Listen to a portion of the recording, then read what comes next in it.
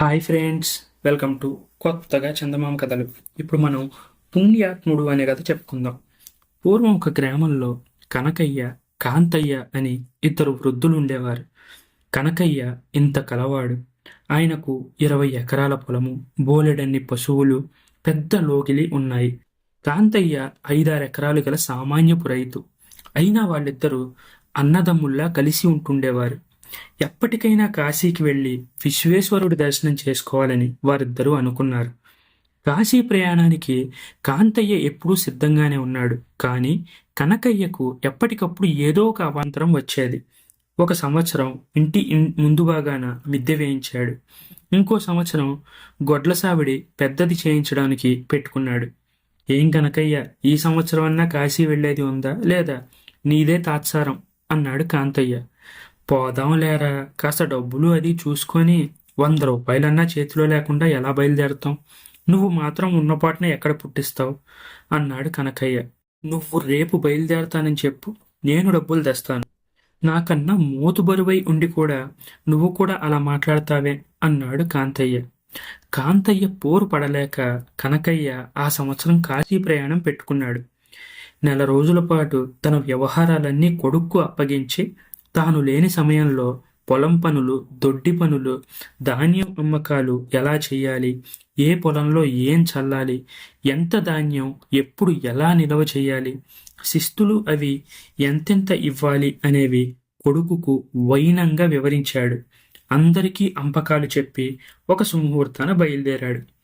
కాంతయ్య మట్టుకు తనకున్న 2 పశువులను అమ్మేసి మిగతాది పంటలో నుంచి ఇచ్చేట్టు ఏర్పాటు చేసి 100 రూపాయలు చేసుకున్నాడు. తన కొడుకుని పిలిచి, ఓరే నాయనా, నీకు తెలియందేముంది? ఇవాళ కాకపోతే రేపైనా నువ్వు నా సహాయం లేకుండా కాడి మొయ్యాల్సిందే. కనుక ఇల్లు వాకిలి జాగ్రత్తగా చూసుకో అన్నాడు. ఇద్దరూ కలిసి కాశీకి బయలుదేరారు. 1 రోజుల పాటు ప్రయాణం సుఖంగానే జరిగిపోయింది. వాళ్ళు మజిలీ చేసిన చోటల్లా సత్రాల్లోనూ గృహస్థుల ఇళ్లలోనూ ఆతిథ్యం దొరికింది. కాశీ యాత్రికులని ఆదరించి అనేక మంది వీరికి బట్టలు పెట్టారు. దారి వెంట తినడానికి పలహారాలు కూడా మూటగట్టి ఇచ్చారు. వెంట తెచ్చుకున్న డబ్బు ఖర్చు చేయాల్సిన అవసరం లేకుండానే ప్రయాణం జరిగిపోయింది. కానీ వారు వింధ్య ప్రాంతం సమీపించేసరికి వారికి ప్రయాణం కష్టం కాసాగింది. ఆ సంవత్సరం ఆ ప్రాంతంలో వానలు లేవు. ప్రజలు భయంకరమైన కరువు కాటకాలకు గురయ్యారు. బావులు, చెరువులు వట్టిపోయి మంచినీరు కూడా కొనుక్కోవాల్సిన దుస్థితి పట్టింది. సత్రాలన్నీ మూసేశారు. ఎంతో డబ్బు ఇస్తే గాని ఎండు చెక్కులు కూడా తినడానికి దొరకడం లేదు. ఈ ప్రాంతం దాటేదాకా మనం ఎక్కువ మజిలీలు చేసి లాభం లేదు అన్నాడు కనకయ్య. రాత్రిళ్లకు 2 జాములు మాత్రమే విశ్రమిస్తూ వారు ఆగకుండా నడక సాగించారు. భూదేవి బావురుమంటుంది. ఎక్కడా జనసంచారం లేదు. ఇద్దరూ పెద్దవారు. అయినా దీక్షతో ముందుకు నడుస్తున్నారు. ఒకరోజు మధ్యాహ్నం కాంతయ్య కనకయ్యతో, నాకు చాలా దాహంగా ఉంది. ఆ కనిపించే ఇంటికి వెళ్ళి ఇన్ని మంచినీళ్లు తాగొస్తాను అన్నాడు.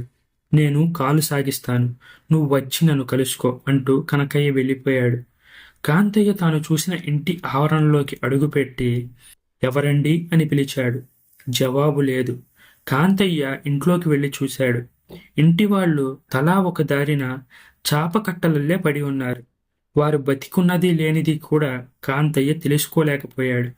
ఆ ఇల్లు ఒక పేద రైతుది. ఆ రైతు, అతని భార్య, తల్లి, కొడుకు, కూతురు కూడా తమకున్న ఒక కుంట పొలంలో పనిచేసి పండిన సమయంలోనే ఒక పూట తింటే మరొక పూట పస్తుంటూ బతికేవారు. కాటకం రాగానే వాళ్ళు దెబ్బతిన్నారు. ఆ ఏడు ఒక్క గింజ కూడా పండలేదు. ముందుగా పాలిచ్చే గేదెను అమ్మారు. ఆ తర్వాత ఇంట్లో ఉన్న చెంబులు, కంచాలు, చిన్న చిన్న గిన్నెలు అమ్మారు. అంతా అయిపోయింది. వారం రోజుల నుంచి ఎవరికీ తిండి లేదు. 2 రోజుల నుంచి నీరు కూడా లేదు. రైతు తల్లి కిందటి రోజు నీళ్లు తెద్దామని కుండ తీసుకుని బావికి బయలుదేరి శోషతో పడిపోయింది. కుండ పగిలిపోయింది. ఆమె అక్కడి నుంచి లేవలేకపోయింది. కొన ప్రాణాలతో ఉన్న ఈ కుటుంబాన్ని, ముఖ్యంగా చిన్న పిల్లల్ని చూడగానే కాంతయ్యకు కడుపు తరుక్కుపోయింది. ఆయన ఇల్లంతా వెతికి ఒక చట్టి తీసుకుని బయటికి వెళ్ళాడు. బావి చాలా దూరాన ఉంది.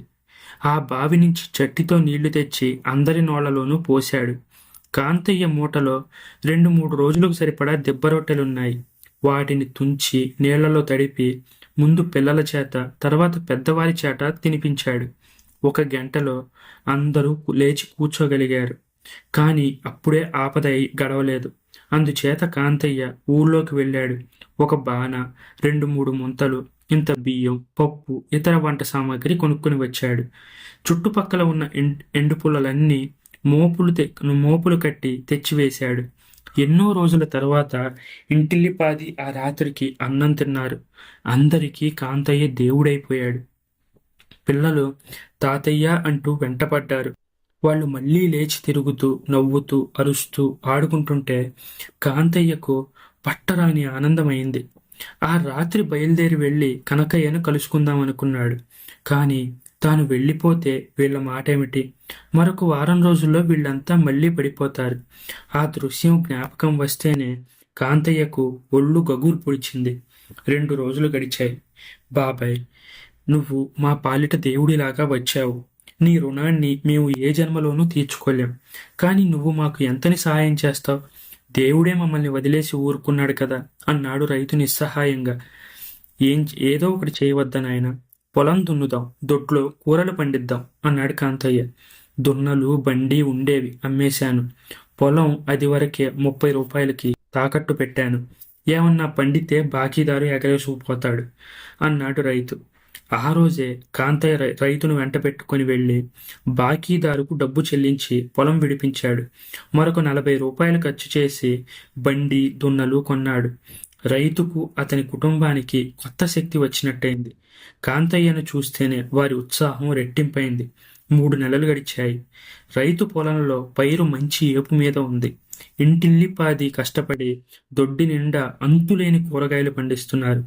దాని మీద వారికి చాలా రాబడి వస్తుంది. ఇక నేను సాగవచ్చు. వీళ్ళ కష్టాలు తొలగినట్లే. కనకయ్య ఈ పాటికి కాశీ చేరుకుని ఉంటాడు, పుణ్యాత్ముడు అనుకున్నాడు కాంతయ్య. ఆయన వెళ్తానంటే ఇంట్లో ఎవరూ ఒప్పుకోలేదు. ముఖ్యంగా పిల్లలు ఏడ్చి రాగాలు పెట్టారు. నువ్వు వెళ్ళొద్దు తాతయ్య అన్నారు. వాళ్ళు తనను బుద్ధిపూర్వకంగా పోనివ్వరని తెలిసి కాంతయ్య ఒక రాత్రి అందరూ నిద్రపోయే వేళ తన వస్తువులు మూటగట్టుకుని బయలుదేరాడు. కాని లెక్క చూసుకుంటే తన దగ్గర 12 రూపాయల చిల్లరే ఉంది. ఈ డబ్బుతో నేను కాశీ వెళ్లేదేమిటి? ఈసారికి విశ్వేశ్వరుడి అనుగ్రహం లేదు అనుకొని కాంతయ్య వెనక్కి తిరిగి మరో నెల కల్లా ఇల్లు చేరుకున్నాడు. ఆ రోజు దాహం తీర్చుకుని వస్తానని కాంతయ్య వెళ్ళాక కనకయ్య 1 మైలు దూరం నడిచి ఒక చెట్టు కింద కూర్చున్నాడు. భోజనం అయ్యాక 2 గడియలు కునుకు తీశాడు. అప్పటికీ కాంతయ్య జాడలేదు. 2 గంటలు కాంతయ్య కోసం చూస్తూ కూర్చున్నాక కనకయ్యకు ఒక అనుమానం కలిగింది. తాను నిద్రపోయే సమయంలో కాంతయ్య తనను దాటి వెళ్ళాడేమో. మంచినీళ్లకు వెళ్ళిన వాడు గంటల తరబడి ఎందుకు రాడు? ఈ అనుమానం తగలగానే కనకయ్య చువ్వాలన లేచి దారి పుచ్చుకున్నాడు. వారాలు, నెలలు గడిచాయి. కనకయ్య దారిలో వచ్చిన ప్రతి గ్రామంలోనూ ఫలానా బట్టతల ఆసామీటిగా వచ్చాడా అని కనబడిన వారినల్లా అడుగుతూనే ఉన్నాడు. కాని కాంతయ్యను ఎవరూ చూసినట్టు చెప్పలేదు. చివరికి కనకయ్య కాశీకి చేరుకున్నాడు. గంగా స్నానం చేసి ఆలయాలన్నీ తిరిగి చివరికి విశ్వేశ్వర ఆలయం చేరుకున్నాడు. ఆలయంలో జనంతో కిటకిటలాడుతున్నారు. ఆ తొక్కిడిలో కనకయ్య పెద్దవాడు కావడం వల్ల గర్భగుడిలోకి అడుగు పెట్టలేకపోయాడు. తనకన్నా అదృష్టవంతులు లింగాన్ని తాకి పవిత్రులవుతున్నారు. దీపారాధనల వెలుగులో వారి ముఖాలు కనకయ్యకు స్పష్టంగా కనిపిస్తున్నాయి. వారి కేసి చూస్తున్న కనకయ్య నిర్ఘాంతపోయాడు. ఎందుకంటే ఒక వ్యక్తి లింగానికి నుదురు ఆనించి నిలబడేటప్పుడు ఆయన బట్టతల నిగనిగలాడింది. మరుక్షణం కాంతయ్య ముఖం కనకయ్యకు స్పష్టంగా కనిపించింది. అవురా, నాకంటే ముందే లోపలికి వచ్చి దూరావా అని కనకయ్య కాంతయ్యని మనసులో మెచ్చుకొని బయటికి వచ్చేటప్పుడు అతన్ని పట్టుకునే ఉద్దేశంతో ఆలయ ద్వారం వద్ద నిలబడ్డాడు. సాయంకాలం దాకా చూసినా కాంతయ్య జాడలేదు. కాశీలో కనకయ్య 3 రోజులున్నాడు. 3 రోజులు విశ్వేశ్వరాలయానికి వెళ్ళాడు. 3 రోజులు ఆయనకు శివలింగం సమీపాన కాంతయ్య, అతని బట్టతల కనిపించాయి. కనకయ్య గయ, ప్రయాగ మొదలైన పుణ్యక్షేత్రాలు చూసుకొని గంగాజలంతో ఇంటికి తిరుగు ప్రయాణమయ్యాడు. దారిలో ఆయనకు కాంతయ్య ఆగిన చోటు, ఇల్లు కనిపించాయి. ఆ ఇంటి వారిని అడిగితే కాంతయ్య విషయం తెలుస్తుంది కదా అని ఆ రైతు లోపలికి వెళ్ళాడు. అక్కడ కనకయ్యకు కాంతయ్య సంగతంతా తెలిసింది. కాంతయ్య ఈ ఇంట్లోనే 3 మాసాలు ఉన్నాడంటే తనకంటే ముందుగా కాశీ చేరడం అసంభవం. కాంతయ్య, నువ్వు నిజంగా పుణ్యాత్ముడివి. విశ్వేశ్వర ఆలయం గర్భగుడిలోకి నువ్వు ఎలా పోగలిగావో నాకిప్పుడు అర్థమైంది. విశ్వేశ్వరుణ్ణి తాకి పవిత్రం కావడానికి కాశీ దాకా పోవాల్సిన అవసరం లేదని నువ్వు రుజువు చేశావు అనుకుంటూ కనకయ్య ఇంటిదారి పట్టాడు.